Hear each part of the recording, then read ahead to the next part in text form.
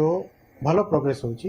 मो राज्य सरकार माननीय मुख्यमंत्री श्री मोहन चरण माझी सहित भी रेगुलरली रिव्यू रे अच्छी ओडिशार विभिन्न जनप्रतिनिधि आमर सहित भी रेगुलरली टच अच्छी। जिते शीघ्र आमर सब प्रोजेक्ट्स डेवलप हो लोगों को सुविधा मिले। धन्यवाद। Sir, I have two small question.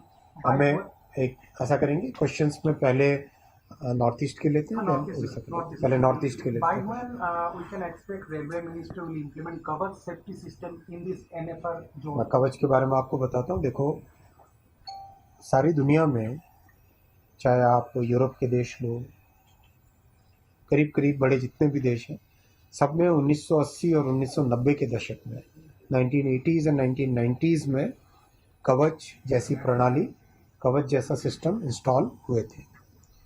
तो अनफॉर्चुनेटली एक लंबे समय तक जो भारत में सरकारें रही, उन्होंने इस पे ध्यान नहीं दिया। मोदी जी ने आते ही सबसे पहले इस विषय को बहुत फोकस किया।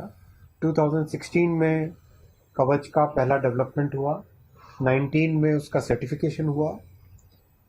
कोविड के दौरान भी काम चलता रहा और 22 में बड़ा टेंडर हुआ इसका पहला, ताकि इंस्टॉलेशन, कमीशनिंग, लोगों का सीखना, सब चीज़ें एक साथ चलती रहे।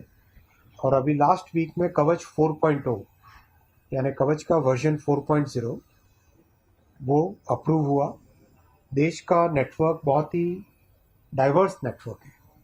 नॉर्थ ईस्ट में जो कंडीशंस है वो कंडीशंस यूनिक है, साउथ में कंडीशंस है वो यूनिक है, डेजर्ट एरियाज में जाओ अलग कंडीशंस होती है। तो इन सब कंडीशंस को ध्यान में रखते हुए जो भी सिस्टम बने, that system should be capable of catering to every situation. So Kavach 4.0 design is the design which takes into account all the different scenarios in the country. That is done, and it's a very remarkable and a major milestone for our railway network. It's a very big development because other countries took many years to do this kind of thing. I won't take the names, but some of the large countries and very rich countries, they took about 20 years to install a system like this. But they started very early. In our country, we have started when Prime Minister put huge focus on this project. So now we are at a situation where Kavach 4.0 is approved, and now we can rapidly start the rolling out of the Kavach. Kavach is a system which has 5 major subsystems. Entire track के साथ में लगाना पड़ता है optical fibre cable. जैसा telecom का network होता है बीएसएनएल, जियो, एयरटेल, वैसा ही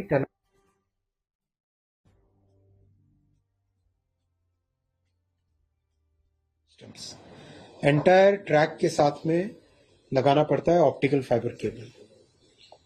जैसा टेलीकॉम का नेटवर्क होता है बीएसएनएल, जियो, एयरटेल, वैसा ही टेलीकॉम के टावर्स लगाने पड़ते हैं हर 4-4, 5-5 किलोमीटर पे। पहाड़ी क्षेत्र में ज़्यादा लगाने पड़ते हैं, 2-2 किलोमीटर में भी लगाने पड़ जाते हैं। जो एकदम प्लेन होता है वहाँ पे 8 किलोमीटर या 10 किलोमीटर की डिस्टेंस पे भी टावर लगता है। हर स्टेशन पे एक डेटा सेंटर बनता है। वो डेटा सेंटर के साथ इलेक्ट्रॉनिक इंटरलॉकिंग और सिग्नल्स का पूरा सिस्टम इंटीग्रेट होता है। फिर जो जितने भी लोकोमोटिव्स और ट्रेन्स हैं, उसके ऊपर भी कवच का पूरा एक सिस्टम लगता है। तो और ट्रैक्स के ऊपर RFID डिवाइसेस लगते हैं। तो एक बहुत ही मेजर, मतलब कॉम्प्लेक्सिटी वाला एक ये पूरा का पूरा सिस्टम है। I am so the way our entire teams have worked in a very short time frame, this entire development has happened. Kavach 4.0 version has been frozen, and now we can rapidly roll out Kavach across the country. Very soon we will be coming out with the complete action plan, which I'll share with you. But whatever bottlenecks we had are now more or less getting into a good shape. Sir, एक सवाल है कि north east में electrification का 100% electrification का काम बहुत तेजी से चल रहा है, आगामी कुछ ही समय में कंप्लीट हो जाएगा। जैसे कि आपने मेंशन किया है पूरा नॉर्थ ईस्ट के लिए 10 लाख 10,000, तो 8 स्टेट्स है, तो 8 स्टेट के हिसाब से देखा जाए 1200 करोड़ मिल रहा है एक स्टेट को। ऐसा नहीं देखना चाहिए। रेलवे का क्या होता है ना, railway straddles across different state boundaries. Train अगर मान लो त्रिपुरा से स्टार्ट हुई और दिल्ली आई, राइट, तो रेलवे उस तरह से नहीं देखा जाता है, क्योंकि स्टेट में क्या होता है कि स्टेट की एक डिफाइंड बाउंड्री है. Railway track cuts across different borders and travels. So railway का प्रोजेक्ट्स के हिसाब से देखना चाहिए, इसको स्टेट के हिसाब से न देखने के बजाय प्रोजेक्ट्स के हिसाब से. That is the right way to see. And moreover और नए भी बहुत सारे सर्वेज कंप्लीट हो रहे हैं, डीपीआरस बन रहे हैं. और नॉर्थ ईस्ट में आपने देखा कांग्रेस के लंबे पीरियड में नॉर्थ ईस्ट के बारे में सिर्फ बात होती थी, लुक ईस्ट होता था. अब मोदी जी का एक्ट ईस्ट है, यानी कंटिन्यूसली प्रोजेक्ट्स बन रहे हैं. आपको मैं बताऊं, एक अभी मेरे सामने नंबर लाए थे कुछ समय पहले, वो टनल वाला लाना, मतलब रिकॉर्ड नंबर्स में टनलिंग का काम. नॉर्थ ईस्ट में बहुत टनल्स लगती हैं, तो एक साल में करीब करीब 86 किलोमीटर 89 किलोमीटर इतनी टनल्स बन रही है. 89 किलोमीटर टनल, मतलब वर्ल्ड का नॉर्थ ईस्ट और हिमाचल और मिला के ना, नॉर्थ ईस्ट हिमाचल जम्मू कश्मीर और उत्तराखंड मिला के, मतलब नॉर्थ ईस्ट में. अच्छा, और हिमालयन माउंटेन्स बहुत यंग माउंटेन्स है. सो हिमालयन माउंटेन्स के लिए जो टनलिंग का डिजाइन है वो अलग तरह का होता है. अब जैसे उड़ीसा में खुर्दा बुलंदीर में टनल चल रहा है, उसका डिजाइन अलग है, और नॉर्थ ईस्ट में डिजाइन होता है, उसका डिजाइन अलग होता है. वाला पेपर लाना जिसमें ड्रॉ किया था अभी, मगर आप अगर उसकी डिस्क्रिप्शन दूं तो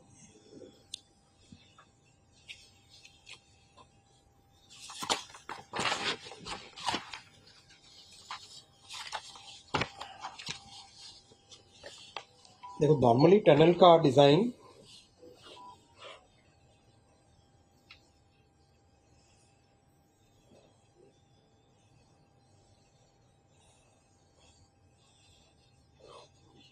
इस तरह का होता है, उल्टा यू, राइट, यू का उल्टा शेप ले लो, वैसा होता है.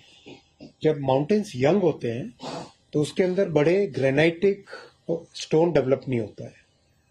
ग्रेनाइट यानी तगड़ी बहुत मजबूत चट्टान होती है, तो वहां पे टनल बनाना आसान होता है, क्योंकि वो चट्टान अपनी स्ट्रेंथ टनल को देती है. अब जहां पे सॉफ्ट होती है स्ट्राटा टोपोग्राफी, तो उस केस में आपको टनल की स्ट्रेंथ अलग तरीके से डिजाइन करनी पड़ती है. तो नॉर्थ ईस्ट के कारण और उत्तराखंड जम्मू कश्मीर हिमाचल के कारण एक नया टनलिंग का मेथड डेवलप हुआ है, जिसको कहते हैं हिमालयन टनलिंग मेथड.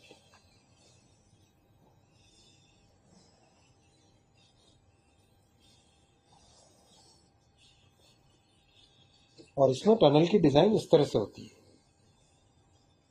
ये जो लिया आपने, यानी करीब करीब हॉर्स शू जैसा शेप आ जाता है, राइट. ये जो डिजाइन होती है, डिजाइन कॉम्प्लेक्स होती है, डिफिकल्ट होती है, लेकिन इससे स्ट्रेंथ ज्यादा आती है और इसमें टाइम भी ज्यादा लगता है. और बहुत ध्यान रखना पड़ता है कि कंटिन्यूसली जैसे जैसे काम करें, साथ ही साथ कॉन्क्रीटिंग करनी पड़ती है. Concreting has to be done simultaneously with the digging of the tunnel. जब चट्टान वाला होता है तो उसमें आप टनल बनाते जाओ और उसके बाद में कॉन्क्रीटिंग की व्यवस्था कर सकते हैं. इसमें बहुत केयरफुली रहना पड़ता है. जैसे खुर्दा बुलंदीर में अपनी टनल चल रही है, तो उसमें बहुत आसानी से टनल बन जाती है, क्योंकि वो काफी हार्ड स्ट्राटा है, रॉकी स्ट्राटा है वो. और नॉर्थ ईस्ट में टनल्स बनाने में बहुत ज्यादा केयरफुल रहना पड़ता है.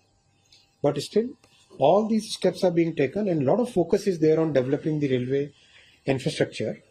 किस तरह से वहां पे रेलवे की फैसिलिटीज बढ़े, बहुत ध्यान दिया जाए. सर, रेलवे सेफ्टी को लेकर आप लोग क्या कर रहे हैं? जैसे अभी हाल ही में मैं आपको रेलवे सेफ्टी के बारे में क्लियरली बताना चाहूंगा. बहुत ही टॉप मोस्ट प्रायोरिटी है रेलवे सेफ्टी, और हर तरह का जो भी स्टेप लिया जा सकता है, चाहे टेक्नोलॉजी का हो, ऑपरेशन सिस्टम में चेंज करने का हो, चाहे आपकी सेफ्टी के लिए नए प्रैक्टिसेस लाने की हो, वो सब पे ध्यान दिया जा रहा है. उसका देखो, हर जान कीमती होती है और बहुत ही संवेदनशीलता के साथ इस मैटर को हैंडल करना चाहिए, और वही हम ध्यान भी रखते हैं. जो एक स्टैट्यूटरी व्यवस्था है कमिश्नर रेल सेफ्टी की, उनके रिकमेंडेशंस के हिसाब से सारे चेंजेस भी लाए जाते हैं, सिस्टम में इम्प्रूवमेंट्स भी लाए जाते हैं. और पिछले 10 वर्षों में एक्सीडेंट्स में 60% रिडक्शन आया है, 60% कमी आई है. लेकिन फिर भी लगातार प्रयास करना है लगातार मेहनत करनी है, लगातार नए टेक्नोलॉजी, नए सिस्टम्स, इम्प्रूवमेंट्स लाने हैं, ट्रेनिंग में हो, नई टेक्नोलॉजी लाने में हो, नए सिस्टम्स लाने में हो, फ्लाईओवर्स बनाने का जिससे कि लोग ट्रैक पे ना आए, हर तरह का प्रयास कंटिन्यूसली लगना है। सर अगरतला अखाउड़ा रेलवे प्रोजेक्ट कब तक कंप्लीट होने का संभावना है? मैं इंडिविजुअल प्रोजेक्ट्स के लिए आपको रिक्वेस्ट करूंगा कि जीएम साहब और डीआरएम साहब बताएं, क्योंकि मुझे अभी हर स्टेट का, हर रीजन के साथ मिलना पड़ेगा, तो इंडिविजुअल का वो बताएं तो बेटर रहेगा, उससे थोड़ा सा एफिशिएंसी रहेगी।